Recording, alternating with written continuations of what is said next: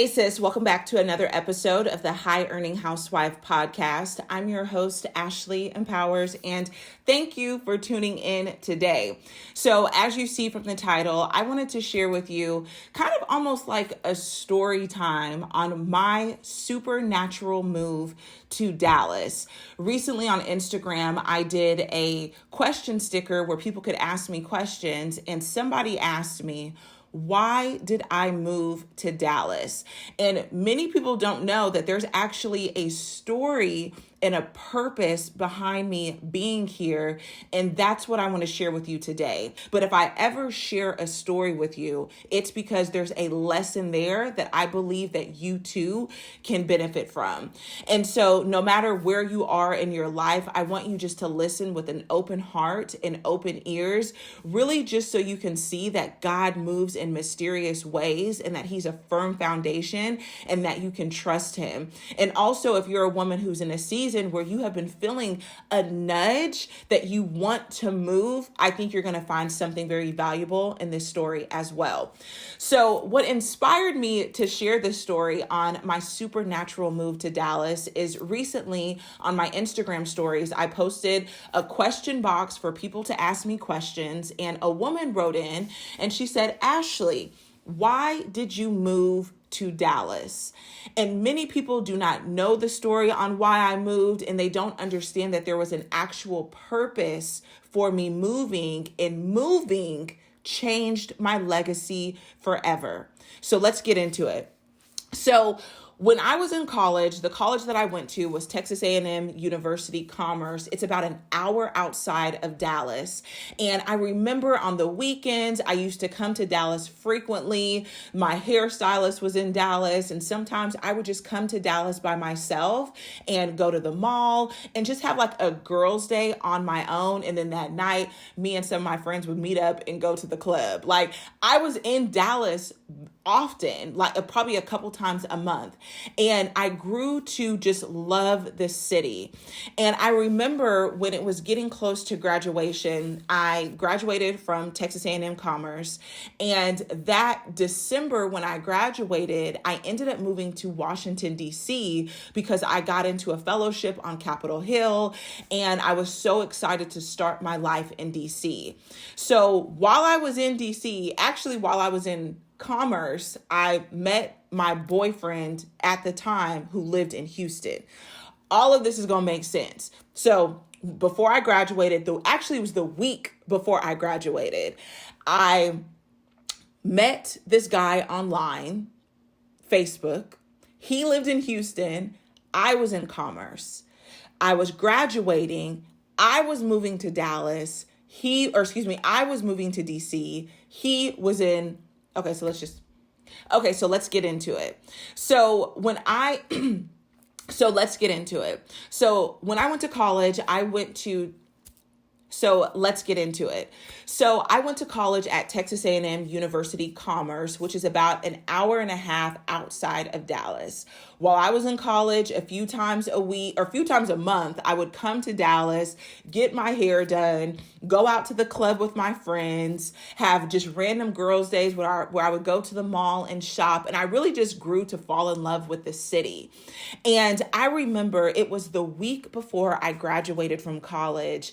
I ended up meeting a new boyfriend who he actually lived in Houston.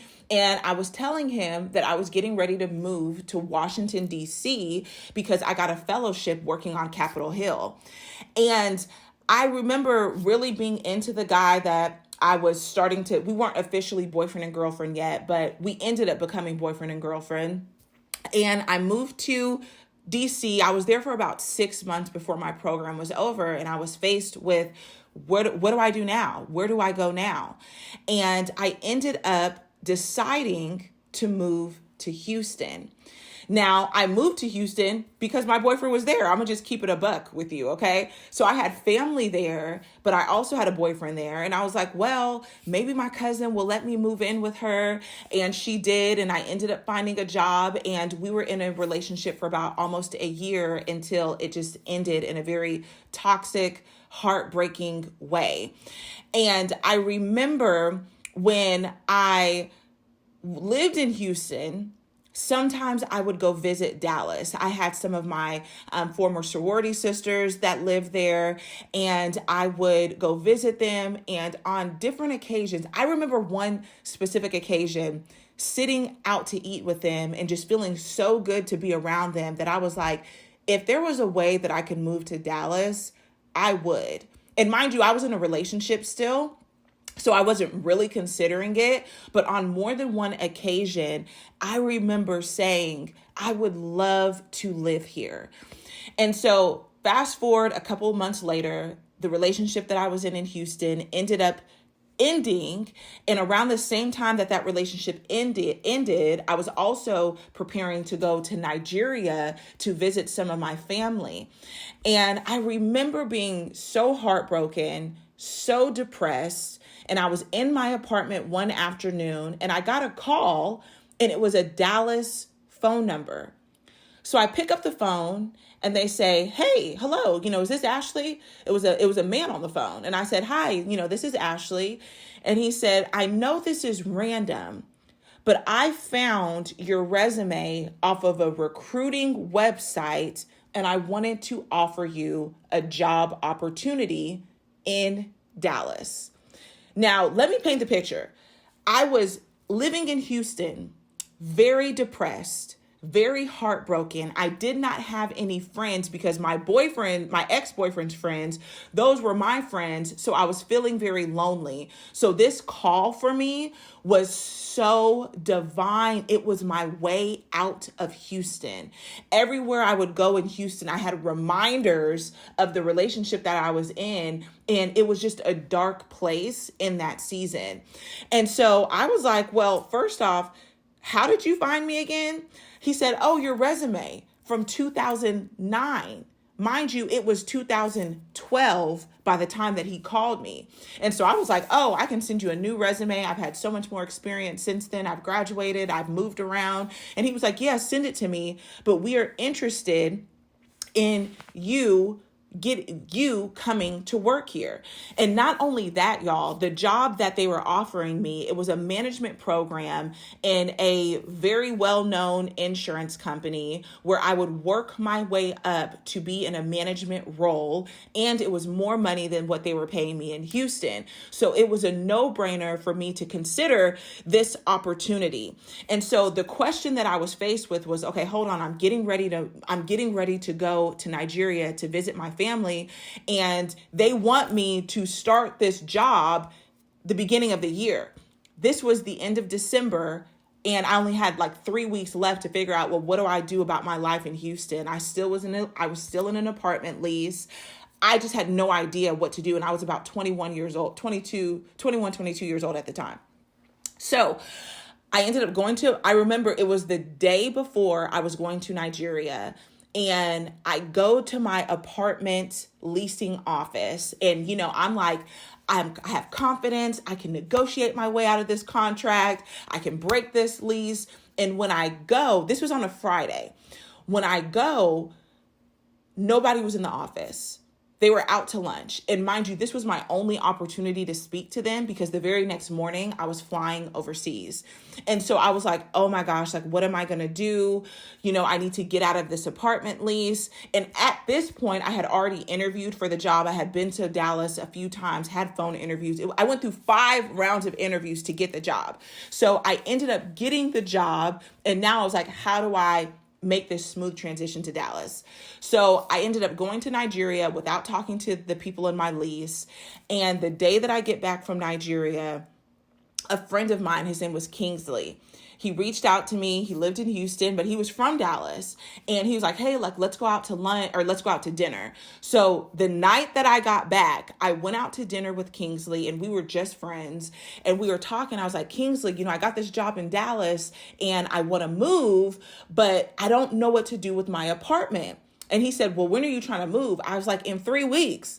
And he said, well, I have a friend in Austin who just graduated from UT, who's moving to Houston, who needs somewhere to live. And he's been having a hard time trying to find a place to accommodate him within the next 3 weeks. So I said, give me his number. He can have my apartment. We can work this out, right? And I was like, I'll even like give him a discount. Like he just let him sublet it. And so mind you, all of this is happening while I still have this underlying heartbreak going on, but I need to continue to move forward for this new opportunity in Dallas. But I really just want you to understand that this was a hard season for me. I was sad. I was unmotivated. I was depressed, but I still had it. I still had to show up every day and keep putting one foot in front of the other. So long story short, that night, Kingsley's friend texted me. He was like, hey, Ash, what's up with your apartment? I call him. We arrange everything. He said, okay, I'll be there in 3 weeks. Mind you, I don't know him from Adam. Okay. Like I don't know him. I've never met him, but I said, this is divine. I'm going to just trust that this is what's meant to happen. And so the day that the movers came to get all of my stuff to drive it to Dallas, I met Chris was his name, and my friend Kingsley, his friend's name was Chris, who was moving into my apartment. And I was just so sad. Like, it was just like, everything was just so final. Like a part of me still had hope that relationship in Houston would work out.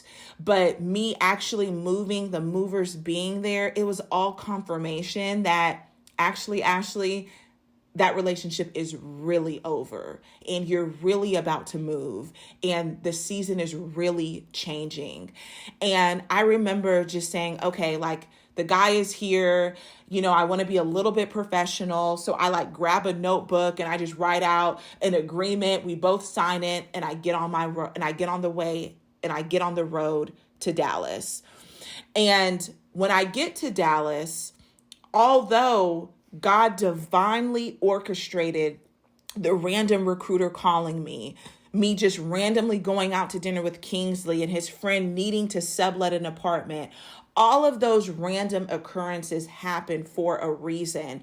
And although I believed deep down it was meant for me to be in Dallas, it was very, very hard that first 8 months, almost to a year that I was there. And it was because so many transitions were happening for me. I was in a new job. I was fresh out of a relationship. I was lonely, depressed, and sad. And I was homeless. Okay, homeless is being a little bit dramatic, but I did not have anywhere to live. I was living with one of my former sorority sisters in her apartment, in her spare bedroom. I had no furniture. I literally slept on a pallet for months. And it was a very hard rock bottom season for me. And the beautiful thing about that season is that's when my relationship with the Lord became real. That's when God healed me. That's when I began to seek after him for myself because I needed him. I remember I was still trying to like go to the club and drink and turn up and talk to different people, but it was not fulfilling me. It was not working. And so I ended up allowing God to heal me, growing through the pain, seeking him. And it was a transformational time for me. And why I tell people moving to Dallas is what changed my legacy is because about a year later, that is when I met my husband. My husband is born and raised in Dallas. And the ironic and crazy thing about this entire story is the school that brought me to Texas. Remember I told you Texas A&M Commerce is where I graduated. My husband went to that school as well. And he was there the same time that I was there, but it was my very last semester. We never spoke. We never talked to each other. And I did not know him, although we were there at the same exact time. He was a football player, and I remember that season going to football games, not knowing that I was watching my husband on the football field. Moving to Dallas changed my legacy because that's where I met my husband. That's where I started my family. That's where I started to walk in purpose.